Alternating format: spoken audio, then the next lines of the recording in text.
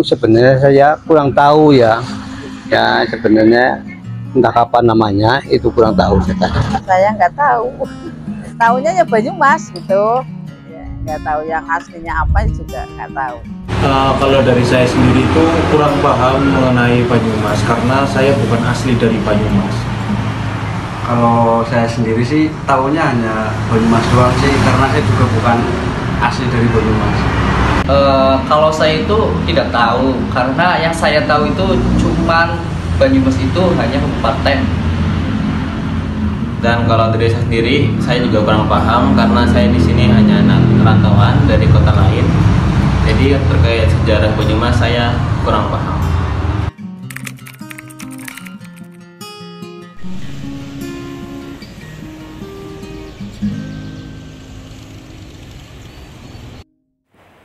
Pada zaman dahulu, nama asli sebelum Banyumas adalah Selarong.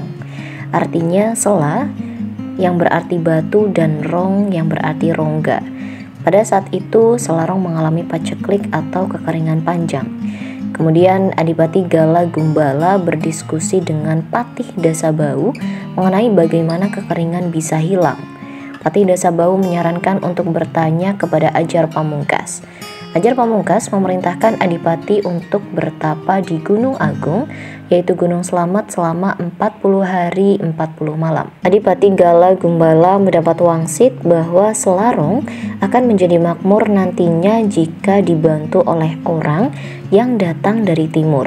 Kemudian permintaan dari orang timur itu, jika dipenuhi oleh rakyat Selarong, maka akan terjadi kemakmuran.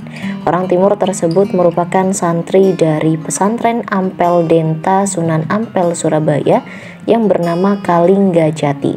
Beliau masuk di tanah Selarong dan hidup dengan beragama Islam, sedangkan rakyat Selarong beragama Hindu-Buddha merasa asing apa yang dilakukan oleh Kalinggajati dalam beribadah.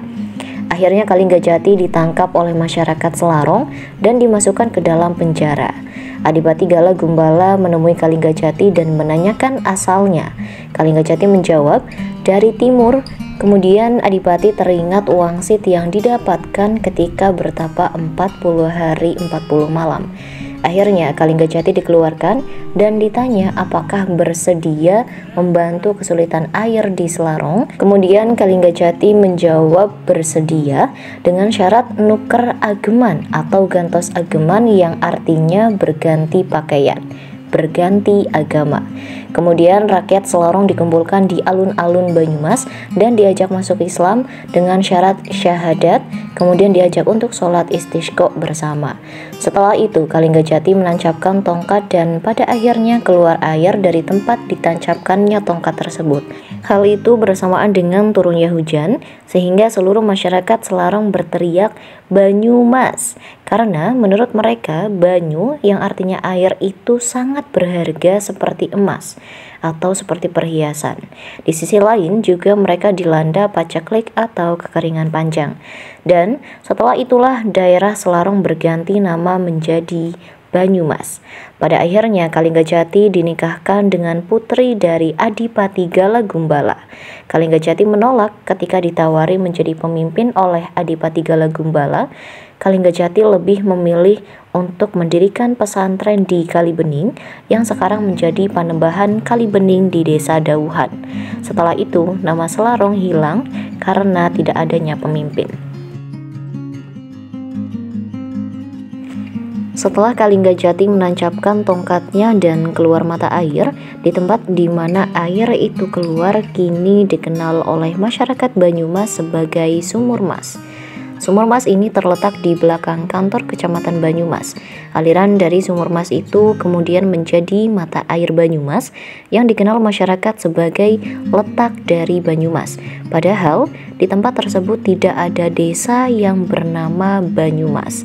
Yang sering dianggap masyarakat sebagai Banyumas adalah 4 desa, yaitu Desa Kedunguter, Desa Sudagaran, Desa Kejawar, dan Desa Pakunden.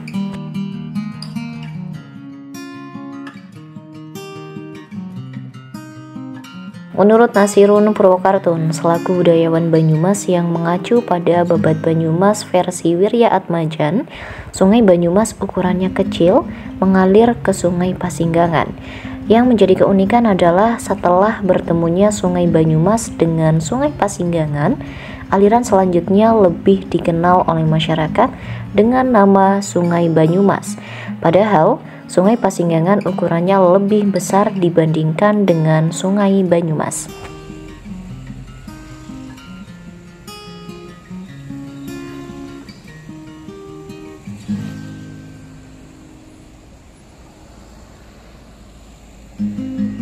Sungai Kaligawe adalah sungai yang sengaja dibuat oleh Tumenggung Yuda Negara II untuk mengalirkan air dari Rawa Tembelang menuju Sungai Serayu. Hal ini disebabkan karena Rawa Tembelang begitu kumuh. Agar pemandangan depan kabupaten tidak terhalang genangan air yang kumuh, Bupati Banyumas Yuda Negara II membuat saluran pembuangan.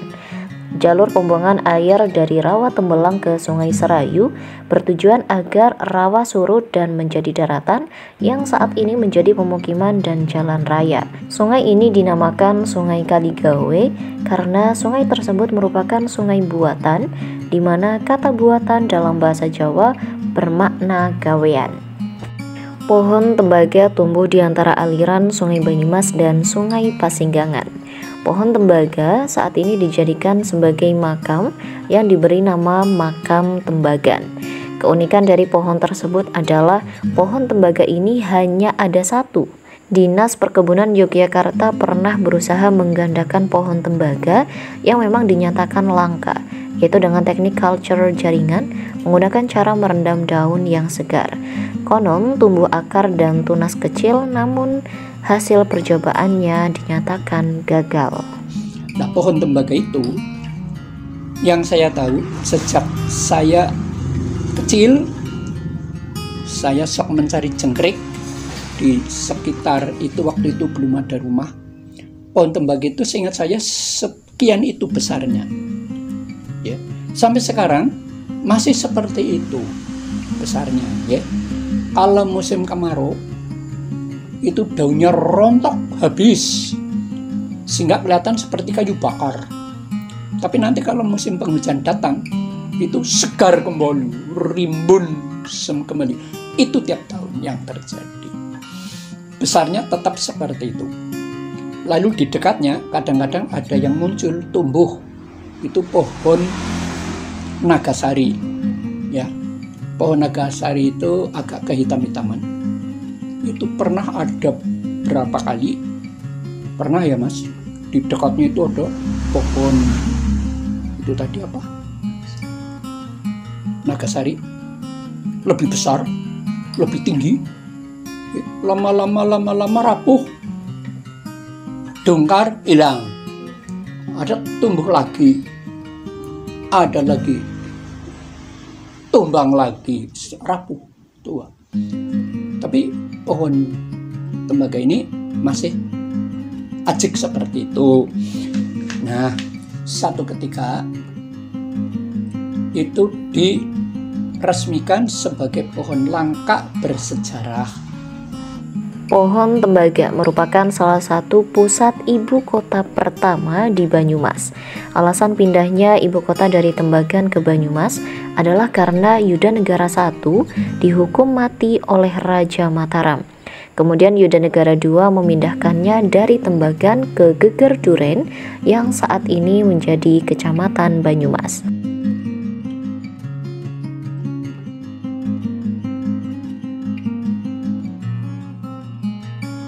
Kota Banyumas Dahulu ibu kota Karsidenan Banyumas menjadi pusat pemerintahan Hindia Belanda. Pemberian nama si Panji kepada pendopo ini adalah untuk mengenang putranya, yaitu Panji Gandakusuma yang sejak kecil tinggal jauh di Keraton Kartasura. Pendopo si Panji sendiri dibangun pada tahun 1706 oleh Tumenggung Yudanegara kedua atau Bupati Banyumas ke-7, yaitu pada tahun 1707 hingga 1743. Pembangunan pendopo ini dilakukan sesaat setelah Bupati Yudanegara kedua ini memindahkan pusat pemerintahan dari Kejawar ke Banyumas. Dahulu pendopo si Panji yang berada di Banyumas kemudian dipindah pada tahun 1936. Diakibatkan karena adanya penggabungan Kabupaten Banyumas dan Kabupaten Purwokerto pada masa penjajahan Belanda, yang pada saat itu Belanda tidak bisa membiayai pemerintahan saat resesi internasional. Barulah pada masa kemerdekaan tahun 1977 dibangun pendopo duplikatnya di Banyumas, persis pada Batur, bekas pendopo yang asli sebagai penggantinya. Pendopo ini yang kini dikenal sebagai pendopo duplikat si Panji karena kemiripannya yang identik dengan pendopo aslinya yang kini berada di utara alun-alun kota Purwokerto. Fungsi dari pendopo sendiri seringkali biasanya digunakan untuk kegiatan pemerintahan daerah setempat.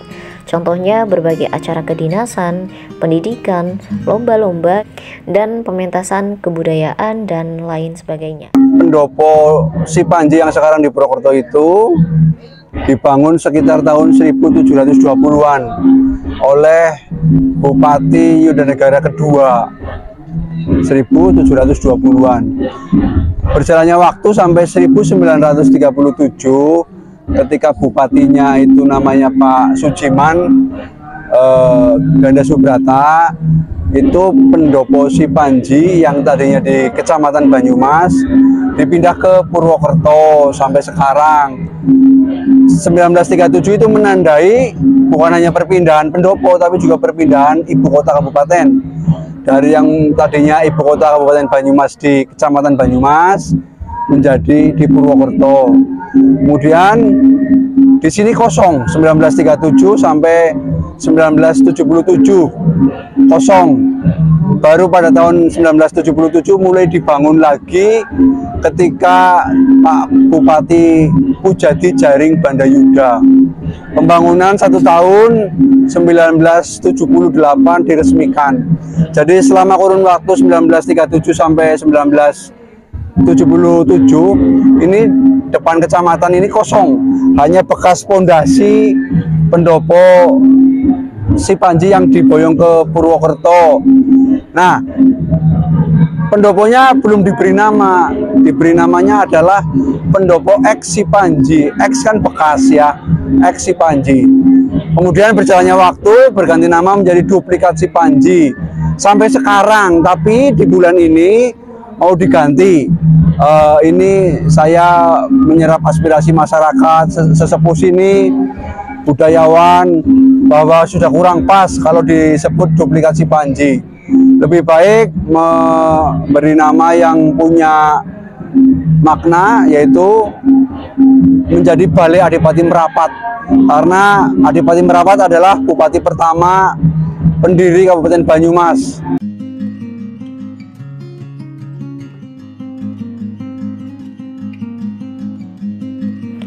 Masjid Agung Nur Sulaiman merupakan salah satu bangunan cagar budaya di Kabupaten Banyumas yang telah terdaftar oleh Balai Pelestarian Peninggalan Purbakala. Masjid Agung Banyumas atau Masjid Agung Nur Sulaiman Banyumas terletak di sebelah barat alun-alun Kabupaten Banyumas. Masjid ini didirikan pada masa pemerintahan Raden Tumenggung Yudanegara II.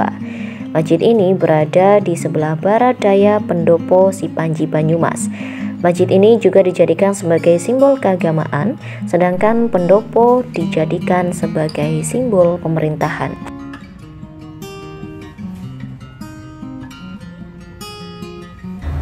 Sejarah bagi saya itu seperti halnya orang tua. Karena kalau kita tidak mengetahui sejarah, kita juga tidak tahu orang tua kita. Kita tidak tahu tanah kelahiran kita tidak tahu riwayat-riwayat kita yang terdahulu. Padahal kita ada sekarang ini itu tidak lepas dari sejarah-sejarah yang ada. Nah, kita perlu memahami sejarah untuk bisa kemudian membangun kembali etos berpikir kita di masa depan. Dari sejarah itulah kemudian kita bisa berbicara apa capaian-capaian yang sudah ada di zaman leluhur, apa yang sudah ada sebagai satu bentuk kearifan. Nah, itu kita gali, kemudian kita bisa kembangkan. Sekaligus juga dari sejarah itu penting untuk kita tekankan bahwa ada identitas dari sejarah itu. Kalau kita tidak memahami sejarah, maka kita tidak akan mengetahui kita itu berasal dari mana, jejak kita itu seperti apa, kenapa kok kita kemudian bisa seperti ini. Nah, di Banyumas ini memang ada banyak sekali sejarah-sejarah di Banyumas yang perlu kita gali, dan yang lebih banyak tumbuh di Banyumas adalah sejarah lisan. Maka penting bagi kita untuk menarasikan kembali sejarah di Banyumas yang versinya sangat bermacam-macam, versi A, B, C, dan lain sebagainya. Bahkan kalau kita mengkaji dokumen tertulis dalam Babad Banyumas juga ada banyak sekali babad yang kemudian versi-versinya kita perlu bukukan. Tetapi yang jauh lebih penting adalah bagaimana kita juga perlu menemukan dokumen-dokumen sejarah agar kita bisa melihat capaian-capaian leluhur kita yang sudah ada.